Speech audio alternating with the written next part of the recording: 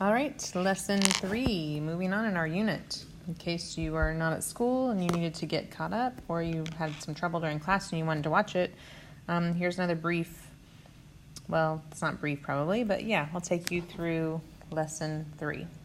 So, warm up, you should have a look, you should have drawn a picture, pause if you didn't get that, but yeah, you should try that on your own. I'm not going to really explain it because that's going back to the basics. Okay, now let's do the basic trig equations. So let's move on. So example 1.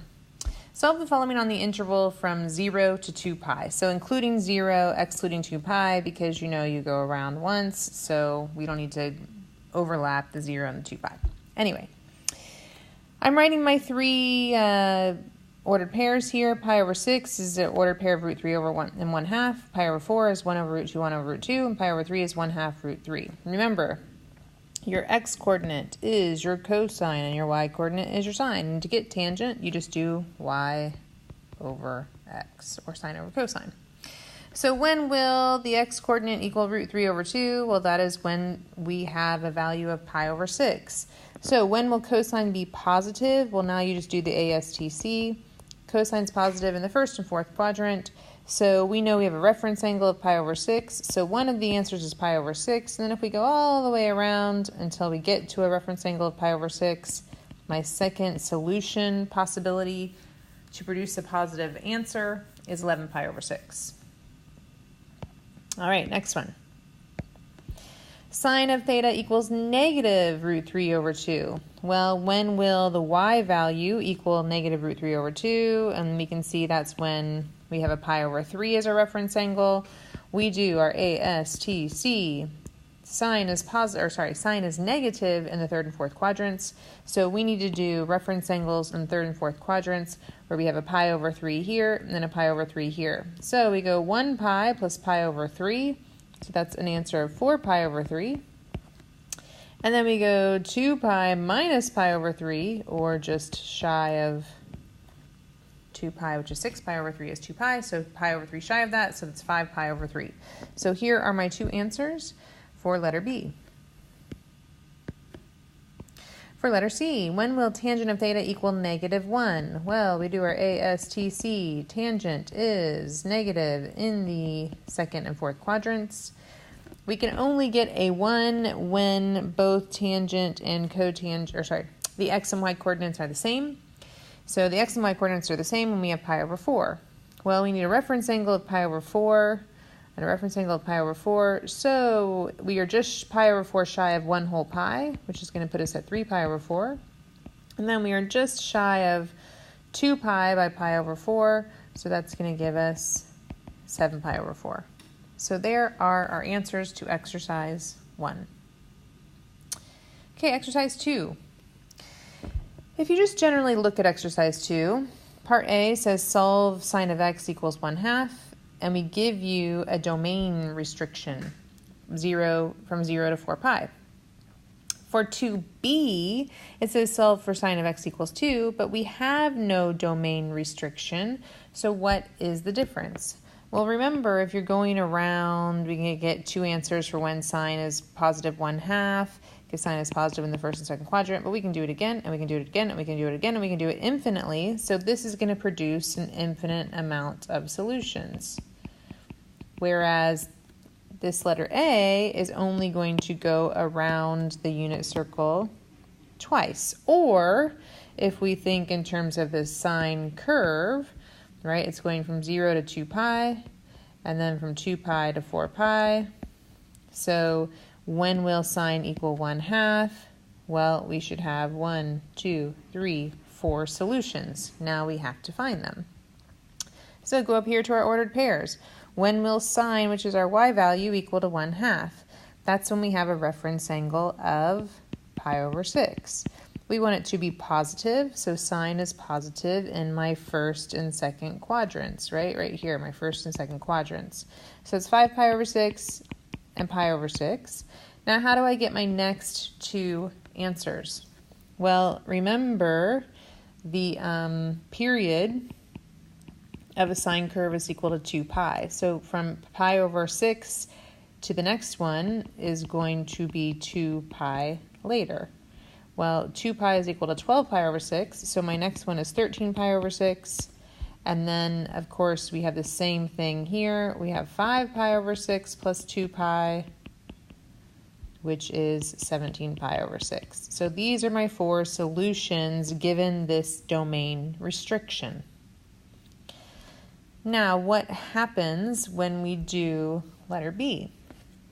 Well, letter B doesn't just have a certain amount of answers. It has an infinite amount of solutions that are going to satisfy this equation.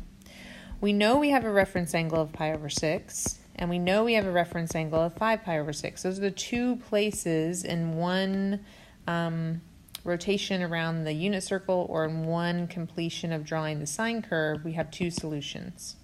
So we take those 2 solutions and then we add the period to it, which is 2 pi. So we add 2 pi k, because we're going to add an infinite amount of times, but you have to identify the fact that k can be any element of the integers, right? So this is any element of the integers.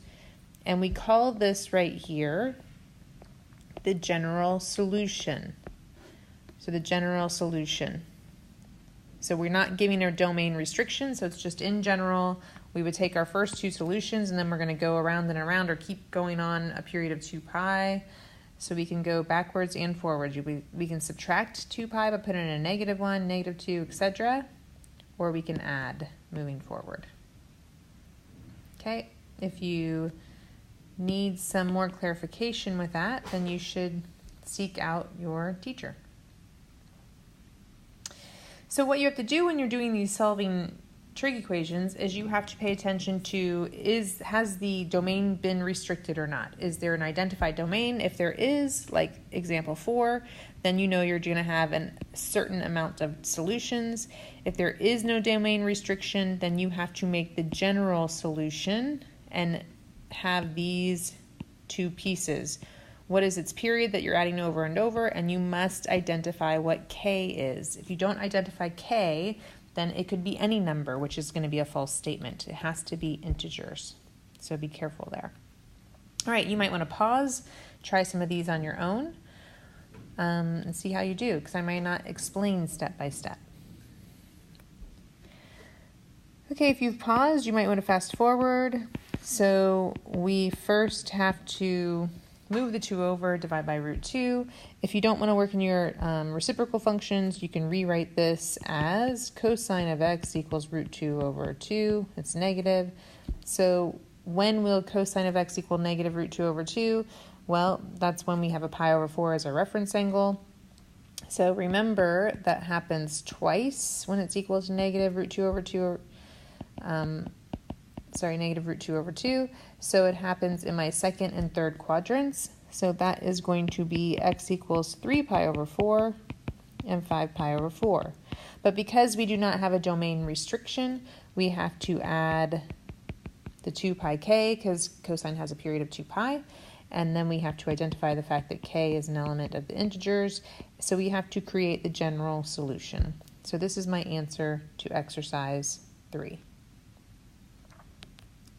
Exercise 4, we did give you a specific interval, so we know we're going to have a limited amount of solutions.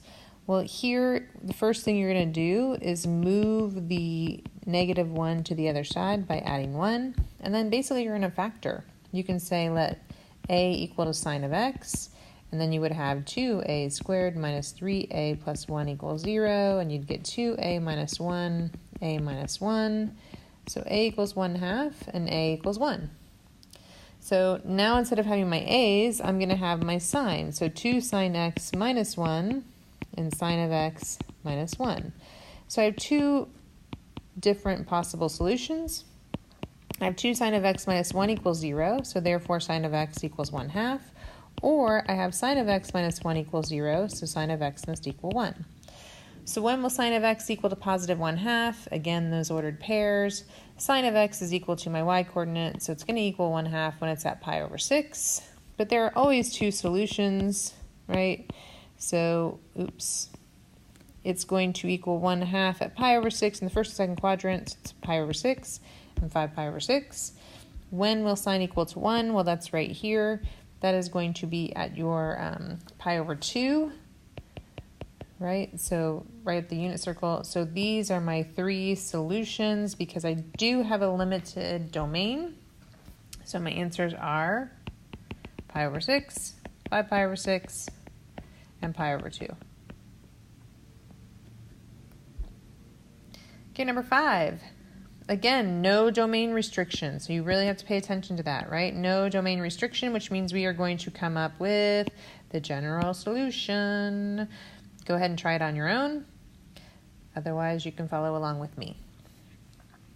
So first thing I'm going to do is move everything to the same side. So cotan x cosine squared x minus 2 cotan x equals 0. You might be tempted to toss these right into sine and cosine, but that's going to make it too complicated to change cotan when all you have to do is factor out your cotan. So we get cotan of x on the outside and then cosine squared x minus 2 on the inside. So these provide our 2 different solutions. So when will cosine of x equal 0 and when will cosine squared x equal 2? Well, when you take the square root of both sides, we'll do this right-hand one first because we're probably a little more familiar with cosine. We get cosine x equals plus or minus root 2.